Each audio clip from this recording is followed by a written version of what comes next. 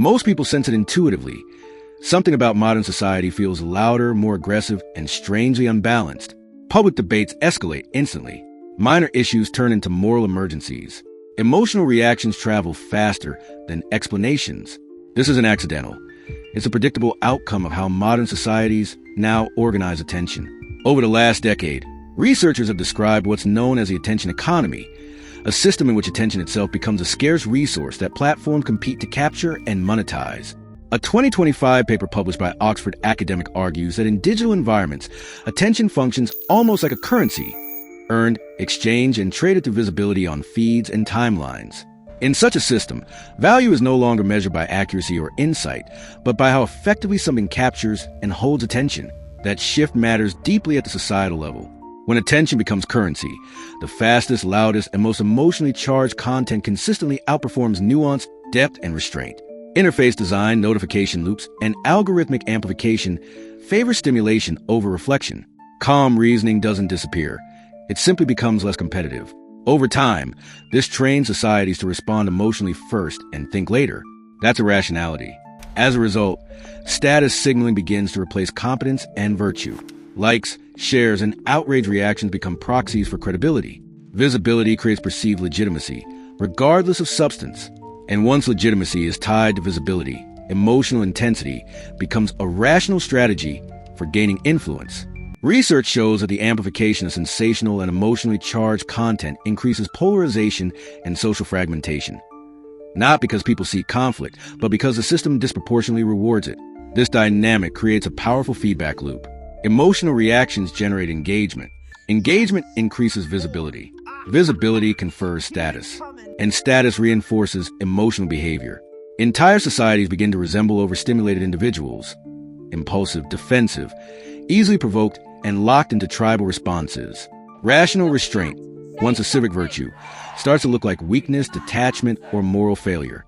The consequences extend beyond politics. Social comparison on these platforms correlates with higher anxiety, distress, and distorted self-perception. Even individuals who actively avoid conflict are repeatedly pulled into cycles of reaction by design. Over time, distraction becomes normal. Overreaction becomes rewarded, and emotional volatility turns into the default operating mode of public life. This is how societies don't merely contain irrational behavior. They institutionalize it, not because people are worse than before, but because the system quietly teaches them to be.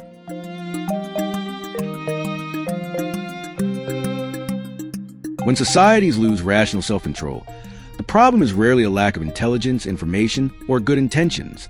The deeper issue is something Stoicism understood early. Systems amplify human weaknesses unless they are deliberately constrained by inner discipline. Modern societies tend to assume that rational outcomes emerge automatically from progress, education, or institutional design. Stoicism rejects that assumption. It starts from a more sober premise. Human beings are emotionally reactive by default, especially under uncertainty, fear, and competition for status. Without cultural mechanisms that train restraint, reason is not stable. It is situational. This is where Stoicism gets something fundamentally right. It does not treat irrationality as an anomaly, but as a predictable human condition. And it recognizes that when individual self-control weakens, societies don't simply become inefficient. They become volatile. Polarization is a clear example. Research from behavioral science and political psychology shows that group identity reliably overrides factual reasoning under pressure. Stoicism anticipated this long before modern experiments. Once people outsource judgment to group loyalty, rational deliberation collapses. What matters is not what is true, but what affirms belonging. From a Stoic perspective, this isn't a moral failure. It's an unmanaged psychological dynamic. The same logic applies to institutional trust. Modern systems often rely on constant signaling, moral messaging, and external enforcement to maintain legitimacy. Stoicism understands why this fails over time. Trust cannot be coerced or performed indefinitely. It emerges when individuals reliably govern themselves, when promises mean something, when restraint is visible, and when power is exercised without emotional excess. Without those traits, institutions compensate with rules, narratives, and spectacle, which further erode trust. Stoicism also directly confronts short-termism. Where modern culture increasingly rewards immediacy, Stoicism treats delayed judgment as a civic virtue. It assumes that reacting quickly feels powerful, but usually weakens collective outcomes. Societies that cannot tolerate uncertainty or discomfort default to symbolic action, escalation, and crisis management. Not because solutions are unavailable, but because patience is culturally devalued. Historically, this pattern is consistent. Periods of institutional decline are rarely marked by ignorance alone, but by emotional governance, decision-making driven by fear, pride, resentment, or reputation. Stoicism's insistence on separating what can be controlled from what cannot was never about personal serenity alone. It was a guardrail against collective overreaction. In short, Stoicism gets one uncomfortable truth right. Rational societies do not emerge naturally. They must be maintained by citizens capable of restraint, leaders capable of delay, and cultures willing to privilege judgment over impulse. When that capacity erodes, societies don't simply change direction, they lose stability. That's why Stoicism becomes relevant again before collapse, not after it.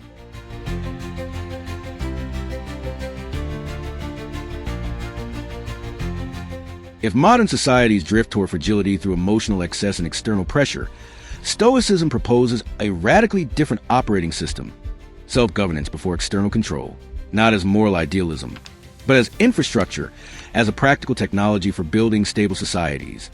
At its core, Stoicism starts with a simple but demanding premise. A society can only be as rational as the individuals who compose it. Instead of regulating behavior through constant outrage, surveillance, or coercion, Stoicism focuses on cultivating inner discipline, the ability to pause, judge clearly, and act according to reason rather than impulse. Modern behavioral research supports this intuition. Studies in psychology consistently show that self-regulation and delayed gratification strongly correlate with social trust, cooperation, and long-term planning, the foundations of functional institutions. This is where Stoicism sharply contrasts with modern norms. Today's systems often assume that people must be nudged, pressured, or emotionally mobilized to behave correctly. Stoicism assumes the opposite, that responsibility, restraint, and rational judgment must be trained internally, or no amount of external regulation will hold. Rules multiply when self-control disappears. Stable societies, by contrast, rely less on enforcement because citizens govern themselves. Historically, this explains Stoicism's unusual social reach. It wasn't confined to philosophers. It appealed to emperors, generals, administrators, and ordinary citizens because it solved a practical problem: how to exercise power, responsibility, and agency without being ruled by emotion. Roman emperors like Marcus Aurelius didn't study Stoicism to feel calm. They studied it to rule without becoming tyrants, to resist flattery, panic, and ego. Soldiers adopted it because emotional discipline determined survival under pressure. Ordinary citizens used it because it offered dignity without dependence on status or applause. Stoicism wasn't anti-society, it was pro-civic order. Seen this way, Stoicism functions as a cultural technology, a system that converts individual virtue into collective stability. When citizens learn to tolerate discomfort, accept limits of control, and resist provocation, polarization loses fuel. When leaders value reason over reaction, escalation slows. When status is decoupled from noise, competence regains authority. Modern societies often search for stability in better systems, smarter policies, or louder narratives. Stoicism proposes something quieter and more demanding: humans who can be trusted with freedom, better humans, not perfect ones, disciplined ones. The insight is uncomfortable but clear. Free societies don't survive on emotion management by institutions alone. They survive when enough individuals can govern themselves, especially when the system encourages them not to.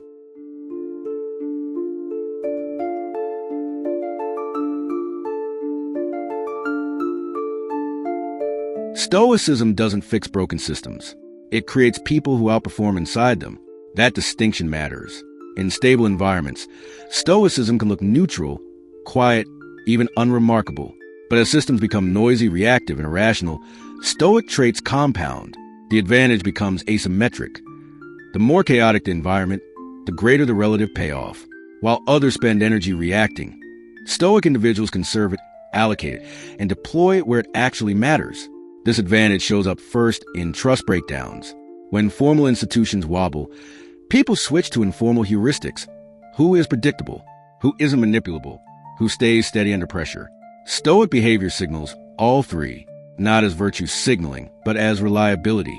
In fractured systems, Stoics become trust anchors, quiet reference points others orient around. It also shows up in status volatility. Modern status systems are fast, public, and reversible. Today's applause can become tomorrow's condemnation. Stoicism decouples identity from applause, trends, outrage, and moral panic. The result is simple but powerful. Stoics survive status crashes that cause others to implode. They don't need to defend a persona that depends on the crowd. Cognitively, Stoicism confers a second-order thinking advantage. While most people react to events or latch on to narratives, Stoics think in consequences of consequences. They spot escalation early. They act anticyclically. This isn't moral superiority. It's a timing edge. Stoicism also filters false urgency. Unstable societies manufacture constant now or never pressure. Stoic training restores prioritization. Non-reaction becomes a deliberate act. Noise is separated from signal. Less energy is wasted. More impact is achieved. Finally, leadership. In chaos, titles lose weight and temperament becomes decisive.